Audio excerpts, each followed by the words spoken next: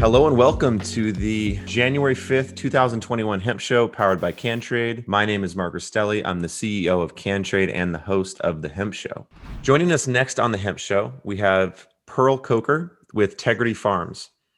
Pearl has a passion for hemp and cannabis and their global impact on humanity. She has been active in the industry for 4 years now, and for the last 2 years, she's been with Tegrity Farms, developing and creating a smooth and relaxing smoking experience. Thank you very much for being here, Pearl, and welcome to the Hemp Show. Thanks, Mark. I appreciate it.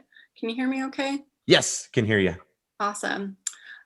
So just to kind of summarize what you said, I've been in the cannabis industry on the compliance side of things for 4 years now, and that is all well and good.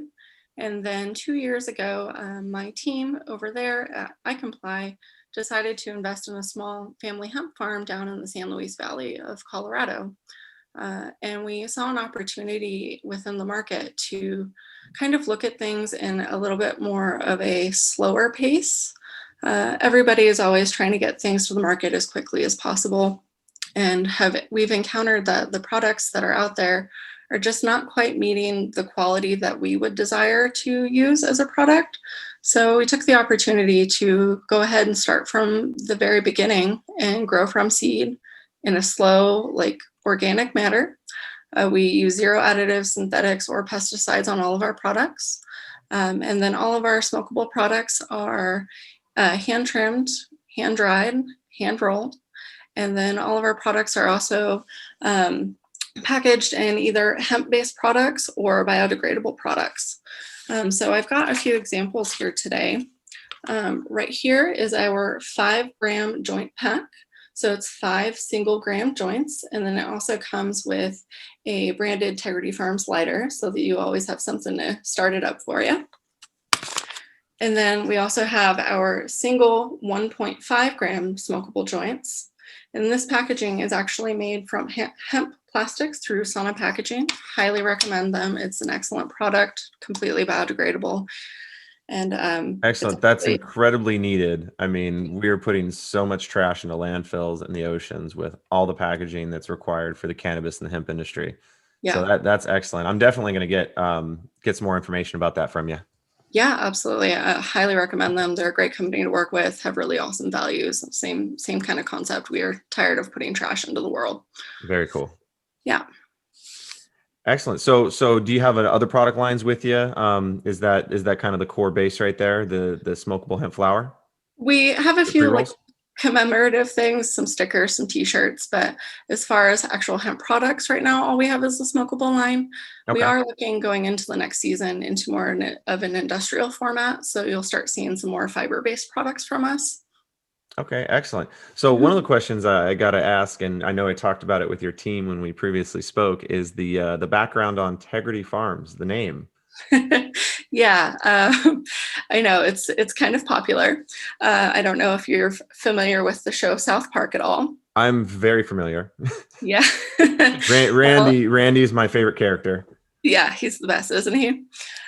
We saw an opportunity with their branding to kind of work together and create a product that is kind of parodying the parody, if you will, because we are genuinely about the high premium quality of the product and the sustainability of it. And so we're kind of making fun of their point of view of how cannabis and hemp is kind of taking over a lot of industries. Sure. I mean, if you watch kind of the undertone of the South Park, they have a very corporate, it starts as mom and pop, then turns very corporate, and then now they're trying to get as much money and take over the world. At least that's like I said, the South Park kind of undertone for the whole episode. But very, very funny episode. So do you mind telling me a bit more about how Tegrity Farms got started? Beyond just the name, where does everybody come from? Is there, does the team have personal experience with using cannabinoids prior to starting Tegrity Farms and so on? Yeah, absolutely. So our farm itself is, like I said, down in the San Luis Valley of Colorado. It is just a very tiny, small farming town. And my friend and boss Mark Slaw, his family lives down there. And so they saw an opportunity to take this old farm that was not being used and to develop it into a hemp farm to provide high CBD products to the market. For me personally, I have fibromyalgia. And so I use cannabis and hemp products to help manage the pain and inflammation of that. And it is, for me personally, an enjoyable process to actually smoke my CBD because it is a lot easier to ingest it faster reacting within my body than it would be to, say, take a tincture or an edible, which is, what I aim for going into the evening. But some days I just need a little bit of kick there. So as far as that's concerned, the farm itself, like I said, is only 2 years old, and that is 100% a family startup farm. It's, working with my boss, best friend, we're growing these plants. And he has a background in cannabis for the last 10 years. So we're not new to the growing process, but we are new to the hemp area. Right. So as the farm started 2 years ago, that was really the height of the farm bill getting passed. A lot of new farmers, just new business coming into the industry because it was obviously then nationally legal. I'm curious as to what kind of hardships the farm has faced. I mean, especially like with the farm bill getting passed, a lot of people jumping into the space, the hemp market, at least retail hemp market, was not necessarily established. So a lot of farmers came in, grew a ton of hemp, really drove the prices down, and not everybody had outlets for their product. Has it been a hard experience, working with the farm, finding retail outlets, finding, clients, and kind of building the brand, or has it been, a bit easier than that? I would say that there have been some challenges, more specifically with this last year in COVID, rather than the startup of the initial farm. Because we are a small farm, we were able to manage the grow and the crop and everything with no problems. And because of our branding, we have not had any issues with making those connections. But going into 2020 with the pandemic and people not being able to leave their house and things of that nature and delayed shipping times, I would say that those have been a bigger issue for us than any others. And surprisingly enough, 2019 was a good year for water, so there wasn't any sort of droughts or any issues around that we had either. But the pandemic definitely was kind of a strong hit for us as far as distribution and things of that nature. Yeah. And I mean, like I said, we speak with businesses all the time, and really 2020 is a horrendous year. It's actually something that let's say, we haven't shied away from it, but it's not hasn't been a huge topic on the hemp show. Although it has been affecting all the businesses. We can only hope that 2020 and the vaccine, is going to help kind of mitigate all of these issues that they've been facing, that these hemp farmers have been facing. So overall, 2020, how does the end of 2020 look for you, and what is the future? What does 2020 look like for Tegrity Farms? Do you have product expansion, farm expansion? Tell us a bit about what the future looks like. Yeah, so for 2021, we are looking to expand. We've mostly stayed on the West Coast to the Rocky Mountains as far as our distribution is concerned, and we are looking to expand into the rest of the 50 states. And so that is a big goal for us.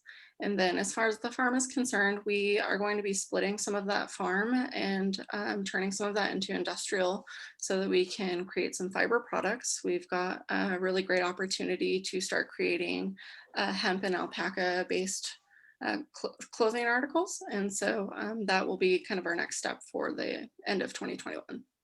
Okay, excellent. Now, do you have plans to expand the consumable product line as well?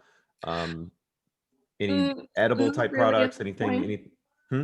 Not really at this point. Okay. We really stick with just the pre-rolled smokables because that way we're able to manage the quality of the product. We don't want to get too big for our britches, so to speak.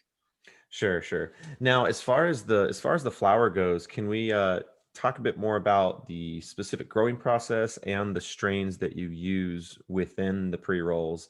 Now, one thing to mention before that, I believe Randy on the South Park episode had some unique strain that morphed into some crazy goblin type creature. You don't happen to have some unique strain that'll do that, do you? No, no, we don't. Uh, the strains that we have on the market right now, we've got cherry wine and cherry blossom. They're both a high CBD strain, recommended for pain management and relaxation. We do have quite a few clients though that have come to us to assist with smoking cessation. So that is real popular. We get a lot of people buying our 5 gram joints because it kind of gives them that experience of smoking, but it doesn't have any THC or nicotine. Those are what we have going right now. We are looking to expand into some other genetics, but we haven't quite made any decisions on that for this next grow season. And Excellent. I'm Well, sorry, if what was you the other half of your question? no, no, that was basically it. It was about the goblin strain. Oh. We No can go ahead problem. and we can go ahead and avoid that. But no, we've had Listening. some great companies on here that have done things like Pet specific treats. genetic formulations. Try one. So could be Andy. Hold on one second. Oh, all right, there we go. We're back.